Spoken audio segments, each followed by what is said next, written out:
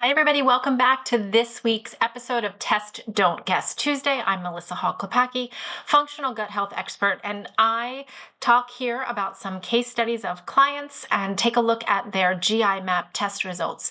Remember, the GI map test is a stool test that you take in the privacy of your own home, and it's an ePCR test, so it's looking for DNA of certain bacteria, parasites, etc.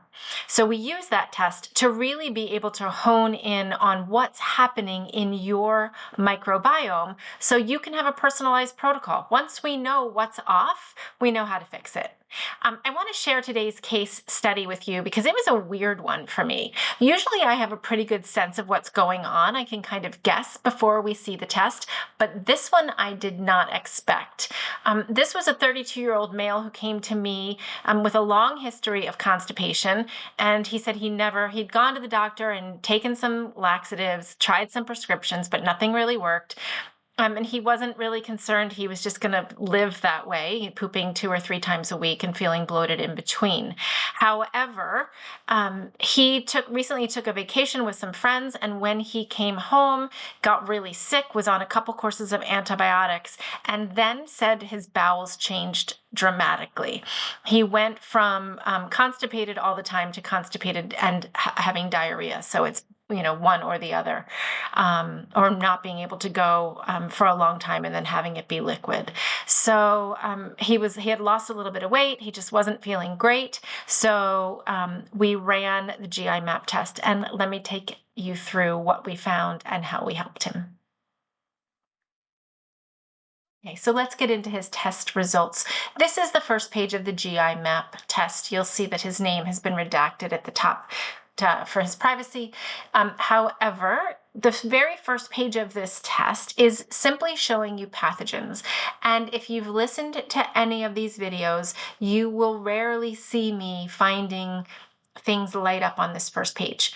Usually when people are having diarrhea, we see pathogens like this. When they're having constipation, we see problems on subsequent pages, which is the realm that I generally work in. However, if you remember, this client came to us after a long history of constipation, but things had recently changed.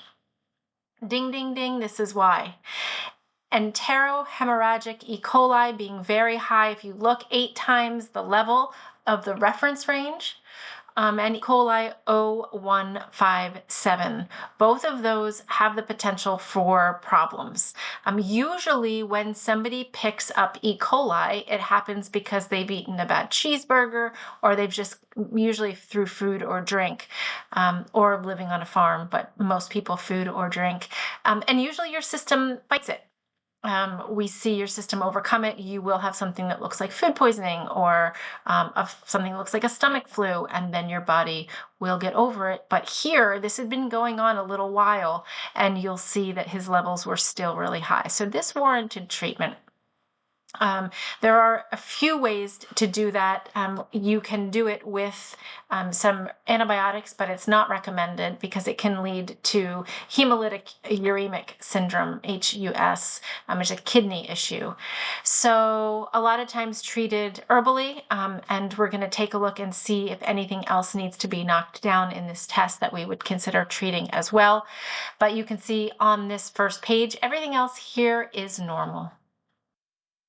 This is page 2 of the GI map test, and you'll notice here at the top, no parasites were present in this stool sample. I don't often have parasites come through on this test. However, I can tell you that almost everyone passes parasites when put through a parasite challenge. So something to think about. But here in this test result, no parasites picked up. The next section, intestinal health markers, really help us to understand what's going on in his gut. What's happening there? How is his digestion? We look at the very first 2 markers, steatocrit and elastase 1. They tell me steatocrit is their fecal fat. How much fat is making its way to his stool, which is telling me it's not being broken down and utilized. Number 2, elastase 1 is telling me about the power of his stomach juice, right? Pancreatic enzymes and how everything is working in digestion. And you'll see here pretty well, right? No steatocrit, and elastase 1 in the middle could be a little better. Maybe he could do with a little digestive enzyme help. Something to think about as we build a protocol. The next section, GI markers, beta-glucuronidase, tells me about how his hormones are being affected by his microbiome. And here everything looks A-OK. And also occult blood, picked up a tiny smidge of blood in his stool, but nothing to be alarmed about. A lot of times when we see explosive diarrhea, you can imagine that those intestines are hurting, and it's not rare to see a little bit of blood when we're having a lot of diarrhea. But here, nothing really picked up. The immune response section, secretory IgA, looked nice and robust, meaning, your immune system starts in your gut, and his is doing just fine here. Anti-gliadin IgA, the middle marker there, tells me about how he's processing gluten, and he seems to be not having any problems with gluten. And eosinophil activation protein, again, talking about immune response, and here, normal.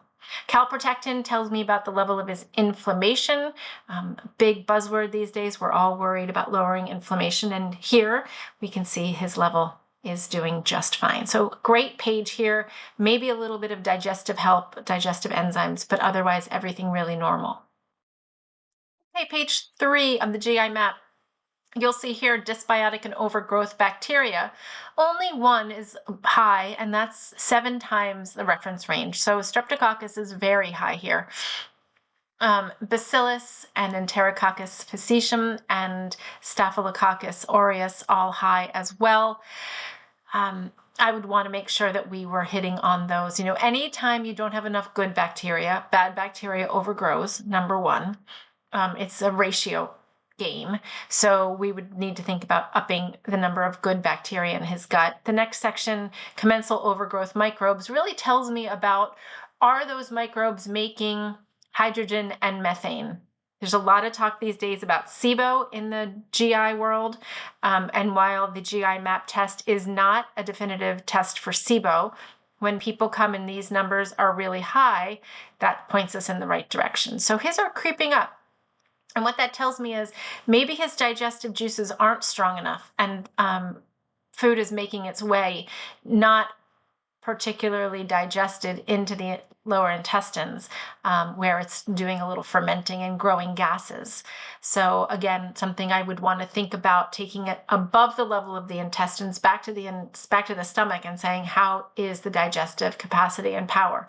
Maybe lacking here in this case. Commensal inflammatory and autoimmune related bacteria. You'll notice all of those are on the map for him, which I don't love. We know that those in high numbers lead to downline effects. So again, thinking about something that we could use that would be a good disruptor for all of these bad bacteria that have taken root. Fungi and yeast, nothing showing here. Cytomegalovirus and Epstein-Barr virus, again at the bottom, also negative. This is the final page of the GI map test that checks for H. pylori. Remember, H. pylori is a bacteria that lives in the lining of the stomach, and we find the DNA of that bacteria in the stool when it's present, but here it's not. And commensal and keystone bacteria talks about all of the good bacteria in your gut that we know of. There are tons of them.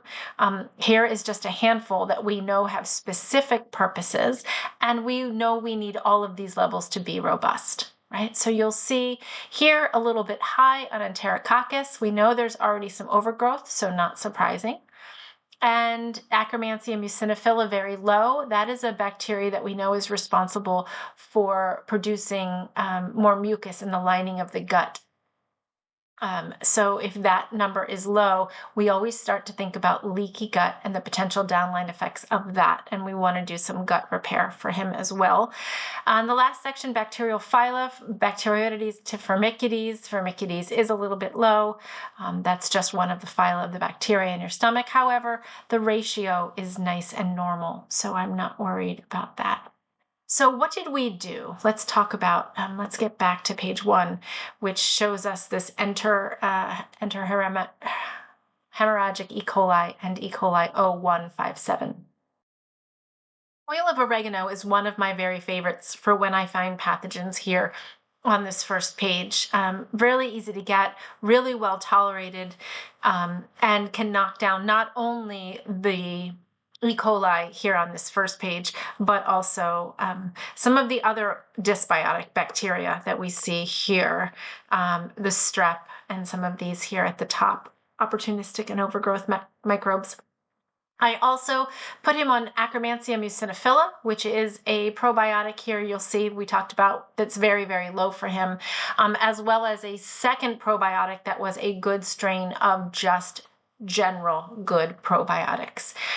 After we knocked down this level of bad dysbiosis, we really worked on his constipation. We introduced a motility agent daily, increased certain foods in his diet, removed other foods from his diet that we suspected might be affecting him.